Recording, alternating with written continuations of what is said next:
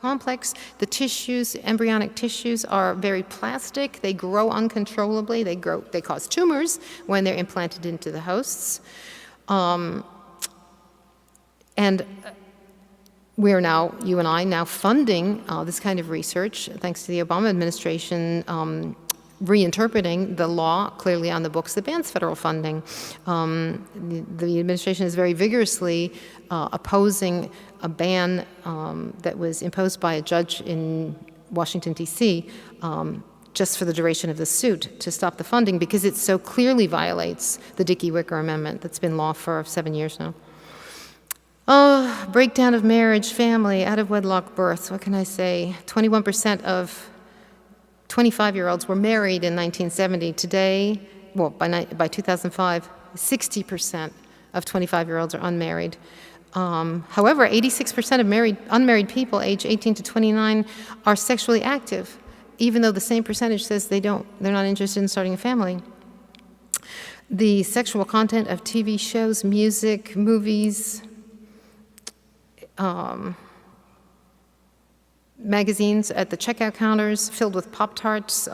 In one recently, 5 young celebrities announced that they were bisexual. This is something to, apparently rave about. And now they say 1 in 10 teens may be experimenting with bisexuality. Can't make this stuff up. Last week, in an email to the entire student body, Yale's Dean of Students, Marshall Gentry, wrote, and I quote, "A few years ago, when we introduced the idea that consensual sex can be glorious, it seems this was a surprise to many. Consensual sex is having the sex you want, something you can say yes to, not something you're afraid to say no to.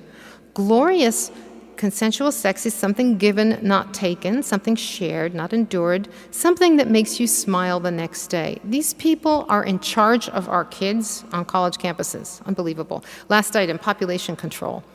It's worth mentioning because you and I now, again, as taxpayers, are funding organizations like International Planned Parenthood, which perform and promote abortions worldwide as a solution to poverty. And now environmental groups, especially some global warming enthusiasts, have jumped on the bandwagon saying that we need to legalize abortion and flood the developing world with contraceptives to prevent global warming. People are not the problem. People are never the problem. The world is entering a very critical period that we've never faced in human history. Thanks to improvements in farming, sanitation, medicine, people are living longer than ever before. But reproductive age people are choosing not to have children, or governments are deciding that for them. All the developed world is suffering from a population inversion. Social safety nets will soon break when the balance between workers paying into the system and the elderly drawing from the system reach a certain point. Excuse me. The U.S. Social Security system was premised on every woman having 3.7 children in her lifetime. We're barely at 2 now. Many Western countries and Japan have a total fertility rate of only 1.1 or 1.2. This is well below the replacement level for the population, which is 2.1. More people are dying than are being born in many of these countries, and societies will soon implode. Why is this happening? Young people are in no hurry to marry. There's no incentive to marry when sex is freely available and years of education are necessary for a good job in today's economy. We want things, fun, vacations, house, nice cars, more than kids.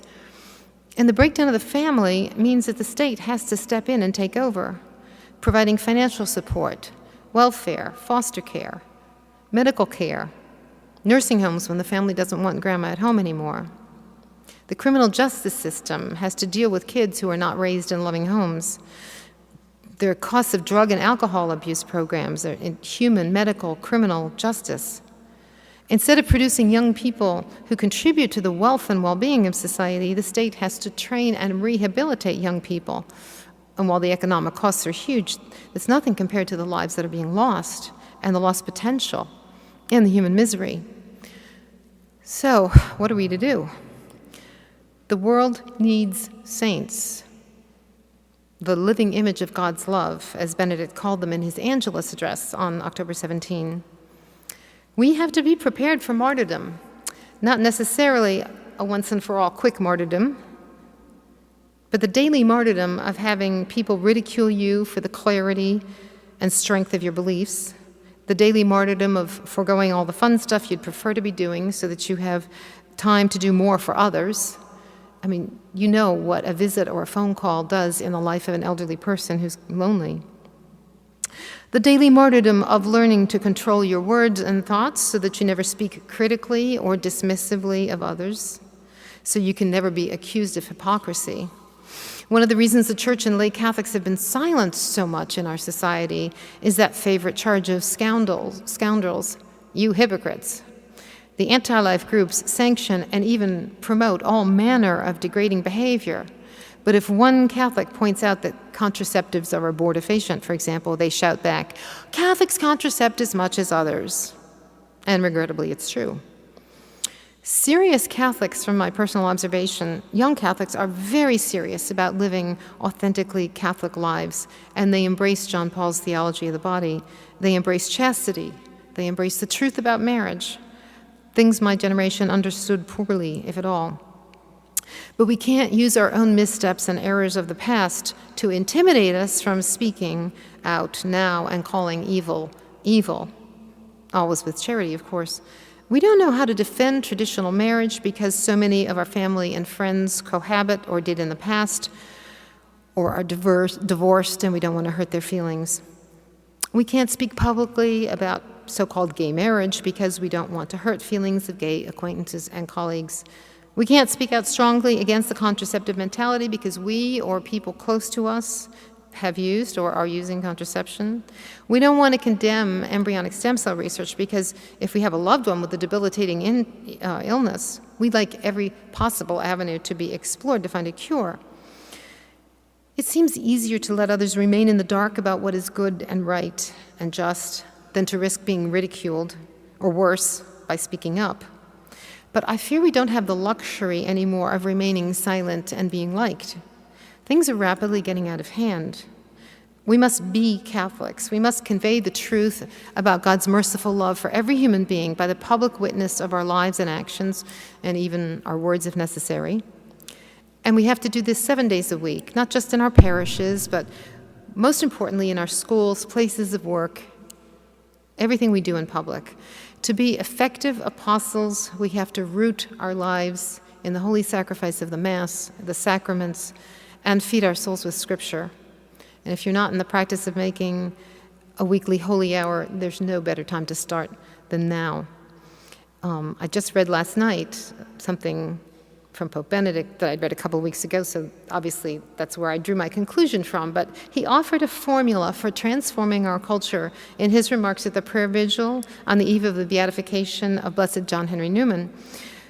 From the example of this holy man's life, Benedict said, I quote him, "Here is the first lesson we can learn from his life. In our day, when an intellectual and moral relativism threatens to sap the very foundations of our society, Newman reminds us that as men and women made in the image and likeness of God, we were created to know the truth, to find in that truth our ultimate freedom and fulfillment of our deepest human aspirations. In a word, we are meant to know Christ, who is himself the way, the truth, and the life."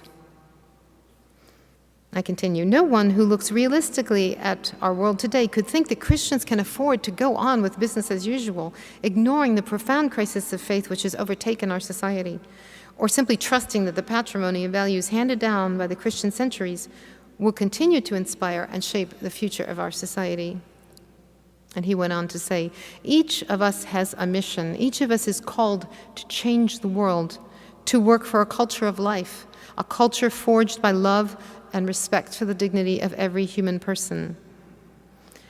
Christ," he added, "needs families to remind the world of the dignity of human love and the beauty of family life. He needs men and women who devote their lives to the noble task of education, tending the young and forming them in the ways of the gospel. He needs those who will consecrate their lives to the pursuit of perfect charity, following him in chastity, poverty, and obedience, and serving him in the least of our brothers and sisters. So I ask you, for God's sake, for the sake of our world and generations yet unborn, keep fighting the good fight And at your wake, may your friends be able to say, he drove a Prius and he was the living image of God's love. God bless you all.